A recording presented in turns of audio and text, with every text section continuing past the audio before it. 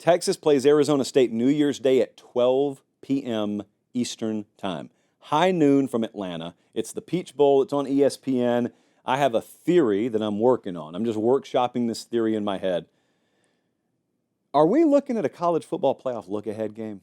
It's not supposed to be the case in a playoff format, obviously, but Texas is coming off playing Clemson, big brand name. Texas, if they won this game, would play either Ohio State or Oregon in the next round. And they've got Arizona State in the meantime, and they're favored by 12.5 at FanDuel. I have seen nobody pick Arizona State to win the game outright. Nobody's going to pick them to win the game outright, at least with any money on the line. And so it feels like a look-ahead spot. It feels like a little letdown look-ahead spot, and that's not supposed to exist in the playoff. And yet here it is. We also get to test in this game the bye week versus the rest theory, and Texas had to play against Clemson. Arizona State had the first round bye. What's the impact of that? We don't know. We're about to find out. This game hinges on Quinn Ewers, as it always was going to. Let me break it down for you very simply. If Texas plays well, this is a 45-second video. If Quinn Ewers plays A-, you know what? If Quinn Ewers plays B+ or better, Texas will win this game. Whether they cover or not, they will win the game. They'll probably, if he plays A- or better ball, they'll win and cover. And that's if Arizona State plays at their peak, because Texas is better than Arizona State. So there is something that has to go wrong on the Texas side in conjunction with things going right on the Arizona State side. That's very basic. I think most of us understand that. I think Arizona State understands that. So there's another way this game could go. And Texas games have done this year with Quinn Ewers a few times. And that is the kind of game where you look at the box score at halftime, and Texas looks like they're dominating. And you say that phrase that I have said with Texas 2 or 3 times this year. Texas has dominated everywhere but the scoreboard. Have you heard yourself say that? You look at total yards, you look at yards per carry, you look at total plays run, and all of these categories indicate a lopsided game. Then you look at the scoreboard and it's 13-6. What's happening here? Well, what's happening is you're somewhat limited because the dynamic at quarterback is not such that you can stretch the game. And if that happens in this game, then Arizona State could pull an upset. Arizona State, at the very least, would be in it. Arizona State's defense is top 25 in takeaways as well. So there is that factor there. They've got a sneaky good run defense. I don't know that they're going to shut Texas down, but they got a sneaky good run defense. Here is the big concern for me. If you're trying to paint the picture for the upset, in Texas's losses, a.k.a. when they've played Georgia, Georgia has harassed Quinn Ewers. They've sacked him like 1,000,000 times. Arizona State is 120th in pressure rate. They do not affect the quarterback. They do not get home. It is not their bread and butter. It's not their forte. They've outscored folks this year. That is not how they've won games. And they will not succeed if that number holds up against Texas. Too many playmakers. They're too balanced offensively. And even Quinn Ewers, if you give him time, will pick you apart. Arizona State stars, therefore, have to go off here. There's no hidden factor. There's no player that's going to come out of the woodwork that you haven't heard of all year. It's going to have 9 catches for 127 yards. That won't happen. They've only faced 2 top 30 defenses this year, and they scored 28 or less both times. They're down their number 1 receiver.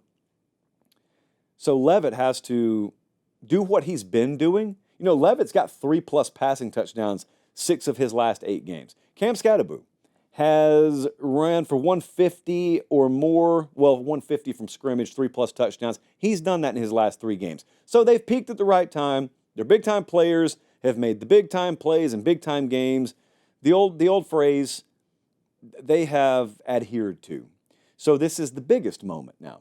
Arizona State, I think, is an underdog and should be in this game, but I'll tell you what they won't do. I'll tell you what Kenny Dillingham won't do. I'll tell you what Marcus Arroyo won't do, and that is repeat the mistakes that Indiana made against Notre Dame. See, Indiana got in a pressure, high-leverage position. They were the second best team on the field. They were the second most talented team on the field, and they tried to play Notre Dame heads up, and they tried to play even conservatively a little bit, and they just imploded in on themselves. Like the game crushed them. The moment crushed them. Texas could crush Arizona State. Texas could win this game by 30. It will not be because Arizona State refused to let their horses run. Kenny Dillingham will open the stall, and he will yell, "Giddy up," and he'll slap him on the butt if he needs to. Probably not on air. You do that stuff in the tunnel. But these guys will be given every chance to succeed. There will be no stone left unturned. There will be no risk untaken. And so they will leave with chambers empty. And if they leave chambers empty and they look up on the scoreboard and Texas won 38-20, then so be it.